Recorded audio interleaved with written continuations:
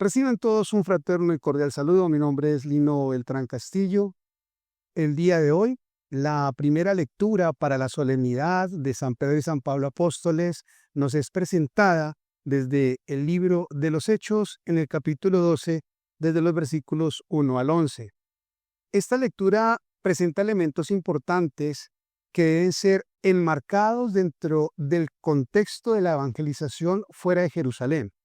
Ya Lucas nos viene contando en el libro de los Hechos, desde el capítulo 7, que ha comenzado primero una persecución fuerte contra los cristianos. Esteban es asesinado, es apedreado, y eso va a generar que los creyentes tengan que salir de Jerusalén y empiecen a llevar el mensaje.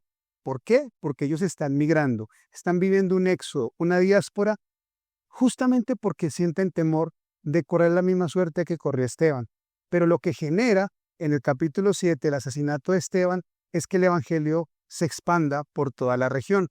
Pero ya en el capítulo 10 también nos va a decir el libro de los Hechos que apóstoles como Pedro están teniendo encuentros y experiencias de evangelización con gentiles. Vamos a encontrar en el capítulo 10 la experiencia de lo que pasó, por ejemplo, con Cornelio y con su familia, donde el evangelio empieza a ser predicado, y más adelante, por allá en el capítulo 13, vamos a ver cómo la misión del apóstol Pablo también empieza a direccionarse en otras regiones fuera de Jerusalén.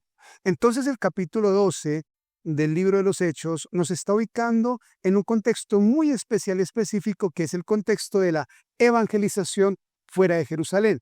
¿Qué nos dice esta perícopa, esta sección del capítulo 12 del libro de los Hechos, del versículo 1 al 11? Lo primero que nos va a decir es que en aquel tiempo, es la primera frase, en aquel tiempo. ¿Y cuál es ese tiempo? El tiempo kairos. La palabra griega que aparece allí es el tiempo kairos, que es diferente a la palabra griega cronos, que es donde viene cronología, cronómetro, en fin. ¿Cuál es el tiempo cronos? El que podemos medir, en horas, días, segundos, minutos. Pero el tiempo kairos es el tiempo que no se puede medir. Es el tiempo de la eternidad, es el tiempo de Dios, si queremos observarlo desde esa perspectiva.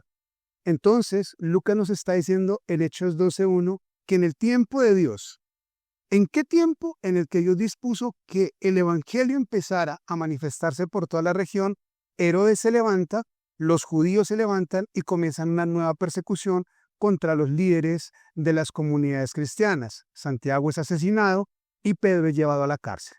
Pero Pedro es llevado a la cárcel, nos va a decir el relato del capítulo 12, en tiempo de Pascua, por lo que Lucas nos está presentando este momento difícil de Pedro en clave de la Pascua de Jesús. Va a ser muy similar el relato. Jesús también es enjuiciado en tiempo de Pascua. Pedro es llevado a la cárcel en tiempo de Pascua. Y así como Jesús probó la muerte y la tumba, Pedro está probando el juicio injusto y la prisión. También la tumba y la prisión son elementos que se parecen, son similares. Estamos hablando de hoyos, de oscuridad, de soledad, de frío, de vacío. Pero ¿qué pasó en la tumba? En la tumba hubo resurrección. El Señor fue levantado, y en la prisión el ángel del Señor se le presenta a Pedro y le dice: levántate. Después de que Pedro se levanta y observa la visión, las cadenas caen al suelo, y nos dice el relato que Pedro parece estar confundido, parece no entender lo que está pasando, y en algún momento como que cree que es un sueño, una visión. Pero ya cuando está en la calle, y es interesante como Lucas dice, en la calle se da cuenta que lo que está ocurriendo es un milagro del cielo. Allá en Lucas 24 se nos va a decir que dos seres vestidos de luz son los que llevan el mensaje de la resurrección. Acá en Hechos 12, un ángel también rodeado de luz es el que levanta a Pedro para que lleve el mensaje de esa resurrección a la calle. Tres claves importantes de este relato. Tres claves importantes de esta lectura. Primero, el evangelio sufre, ha sufrido y seguirá sufriendo persecución.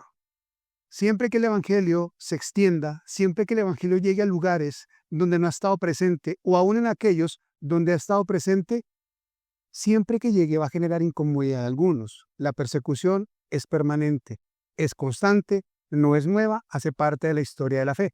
2. aunque el Evangelio sea perseguido, la gloria de Dios siempre va a estar manifestándose sobre su palabra, sobre su mensaje, sobre su proclamación.